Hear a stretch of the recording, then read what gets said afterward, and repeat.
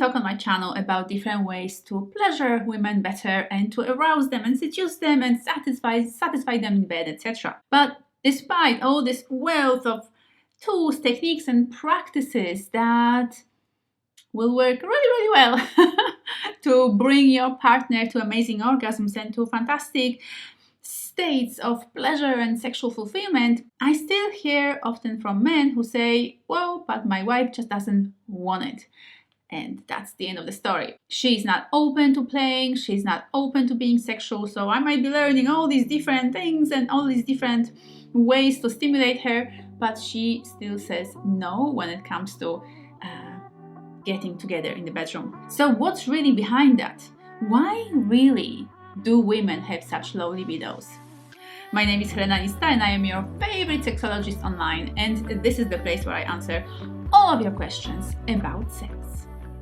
So while you might be feeling quite discouraged at this point and very disappointed and frustrated with how your sex life is going together with your partner or not going anywhere, despite all your efforts and trying to do the right thing and trying to satisfy her, there is something that both men and women need to develop a deeper understanding of. And that is the reality behind that lower libido in women. And yes, women absolutely can have a very high, very abundant and wild and amazing libido, like in a sex drive, like that definitely can happen. But that's not the case for majority of women. For majority of women, sex is something that they will enjoy, hopefully, when it's there, but that they won't necessarily crave or miss when it's not there. A lot of women out there have the sense that they could just kind of put their sexuality away in a drawer somewhere, lock it up,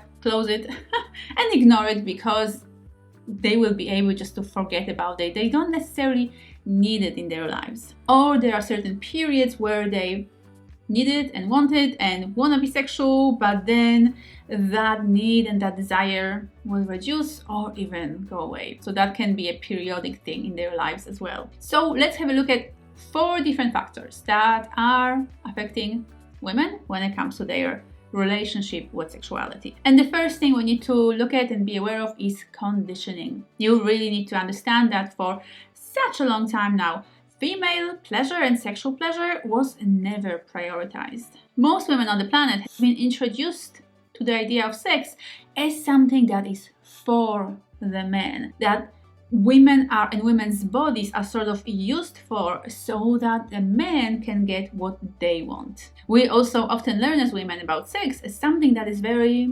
men-centric, that is very much centered around the man, his penis and his erection. Sex is considered by a lot of people as basically penetration, where the hard penis penetrates the vagina, and then ejaculation, where the man gets to his point of sexual climax and sexual satisfaction. At that point, typically, the sexual encounter is considered complete when the man achieved what he wanted, when he orgasmed, and the topic of female orgasm or female satisfaction rarely kind of enters this conversation in many modern bedrooms. So you've got to understand that as a woman who has been conditioned and taught pretty much all of her life that sex is not for her, that her sexual pleasure doesn't matter, that she doesn't need to orgasm, and that the man typically won't even care about her orgasm, not typically because he's selfish necessarily, but most likely because he doesn't even know how to get her there,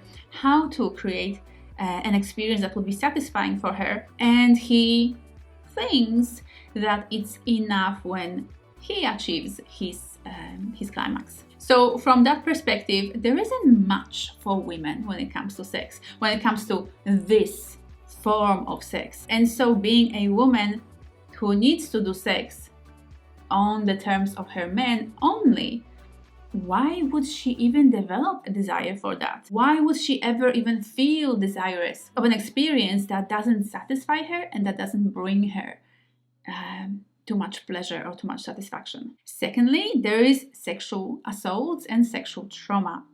A lot of women either have been assaulted sexually sometime at least once in their lives, or know of another woman who has been assaulted sexually. The statistics are shocking when it comes to how often women are assaulted, raped, or touched inappropriately. So if your body is this vehicle of trauma or inappropriate touch or unwanted touch, if sexual touch and sexual energy coming from men becomes dangerous and risky and inappropriate or even painful, why would you desire any kind of sexual touch or contact? And fortunately, many of these women do seek therapy and seek healing in order to overcome these past wounds and trauma, but many women don't. Many women just live with the aftermath of sexual abuse, and so that keeps interfering with their sexuality, even if they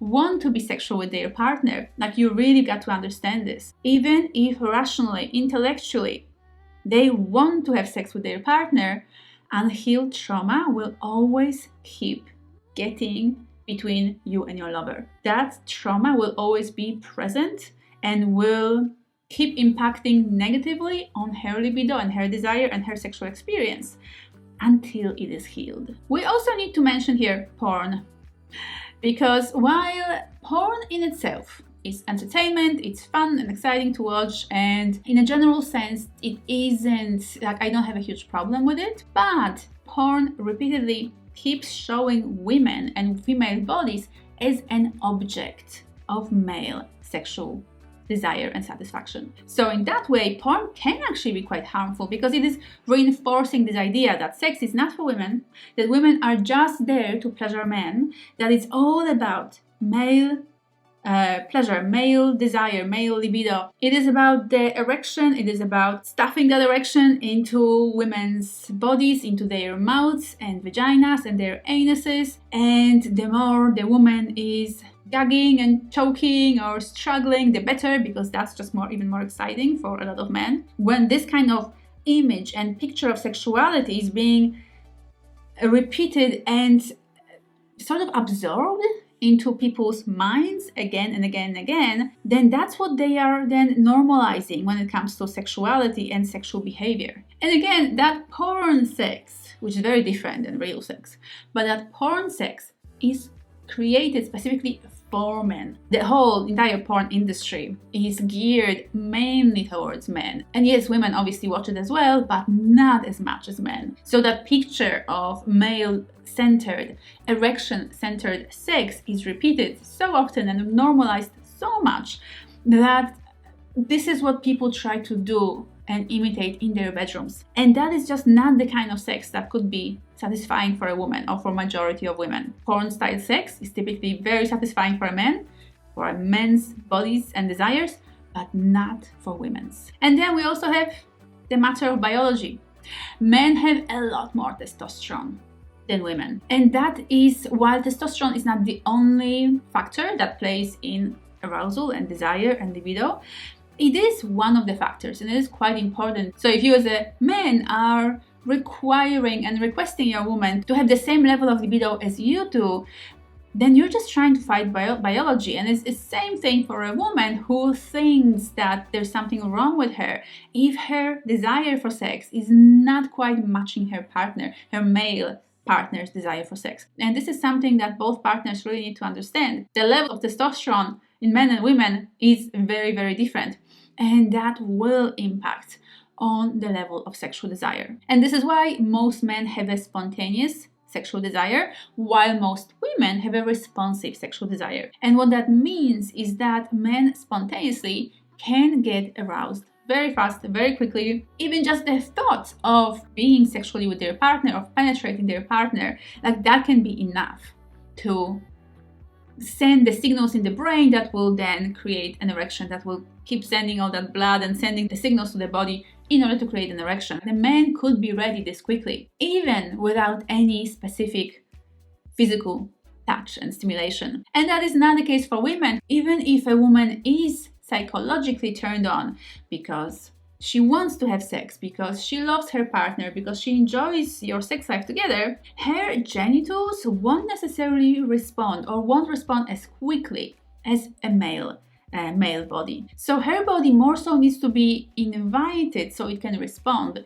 hence the responsive sexual desire. And her body can be invited to want sex through you seducing her, arousing her, touching her, stroking her, holding her, kissing her, etc. Which is why foreplay is so incredibly important for women and not necessarily important for men. But if you listen to porn and you try to just rush past foreplay and get straight into penetrating her because you're hard already, you're just creating this cycle of sex that is not for women, that is not necessarily even comfortable or nice or pleasurable to her, and you're basically just turning her off with your behavior. This is how important it is that you as a man understand how her body, her genitals, and her arousal works, because you might be factor number 5 in our list that is actually lowering her libido if you do not understand her body. If you rush through foreplay, if you just want to penetrate her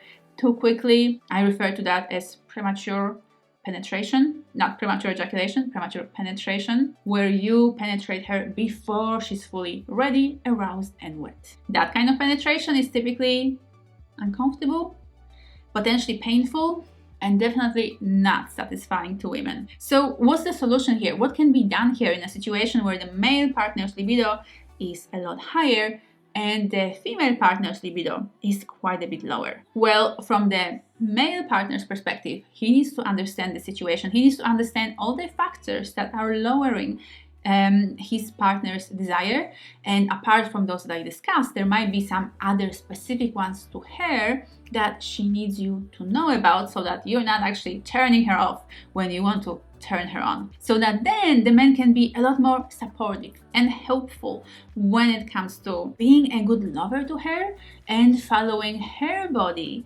and her body's sexual rhythm as well as his own. And from the female perspective, there's still quite a lot you can do when it comes to being a woman with a lower libido who wants to be able to meet her partner's libido a bit more. And here the goal isn't quite to sort of call his libido the right one, the right level of libido, and her the wrong level of libido, because that doesn't work. That's not how this works. Instead, you need to meet somewhere in the middle. You need to meet somewhere at a level that will still work for both of you, so that you can create a win-win situation, instead of just saying to your partner, you have to fix yourself, you have to fix your libido, you have to be able to have sex or want to have sex as much as I want to, and that's the end of it. Please don't ever say that. Don't do that to your partner. That is actually very damaging to your sex life together. But as a lady, as a woman who would like to feel more desire and have a higher libido, first of all, you really need to prioritize your pleasure when it comes to your sex life with your partner. You need to be able to ask your partner for what you want, so that sex isn't penis-centric, but so that it answers the needs, wants, and desires of both partners. And if you as a woman are not quite sure what it is that you actually want and how to ask for what you want, or how to express the desires that would actually turn your body on, then I got some homework for you. First of all, prioritize pleasure in your life in general. So seek experiences that give you pleasure, that are enjoyable, particularly if that means a sensual pleasure, taking a bath or listening to beautiful music, or experiencing pleasure coming at you through any or all of your senses. And then allow yourself to do these things, to have these kind of experiences in your daily life, or as often as is practical and possible, so that your life is full of pleasure and filled with these enjoyable sensual experiences. Secondly, you have to masturbate. You have to touch your body. That's really the best way to figure out and to find out what your body wants, what actually works for your body when it comes to your sexuality and your eroticism, how to actually bring that sexual erotic goddess out so that she can dance and play with your partner. And if you'd like some help with this particular step, I have a fantastic online course that will help you, my program Orgasmic Empowerment for Women, which I created very specifically for women who struggle with orgasms and with their orgasmic power and orgasmic potential, and who struggle to orgasm. And I know that battle very, very well personally, because I struggled for many years in my sex life, and I didn't know how to prioritize my pleasure, what would actually even be pleasurable to me, how to turn myself on, how to ask my partner to turn me on. So in Orgasmic Empowerment, I share so much and all the best tools, not only from my own perspective and my own experience, but from the fields of sexology and tantra when it comes to female embodiment and that somatic kind of pleasure. So if you'd like to learn more, make sure to grab the link. You'll find it in the description bar below, and I do hope to see you there. And finally, you have to prioritize foreplay. Foreplay is so important for a woman, and not just because it is a sensual/physical experience, but also because women really need to feel emotionally/energetically connected to their partner. So I think of foreplay as not only just stroking each other's genitals or stroking her breasts and giving her oral sex, etc. All these things are amazing, but it's a time of really connecting and bonding with each other energetically, emotionally, sensually, so that you can create that kind of environment in your bedroom between the two of you that is really helpful and supportive of cultivating that arousal, that sexual desire in her body. And if you, as her male partner, would like to learn about all the best ways to touch and stimulate a woman, make sure to watch this video next.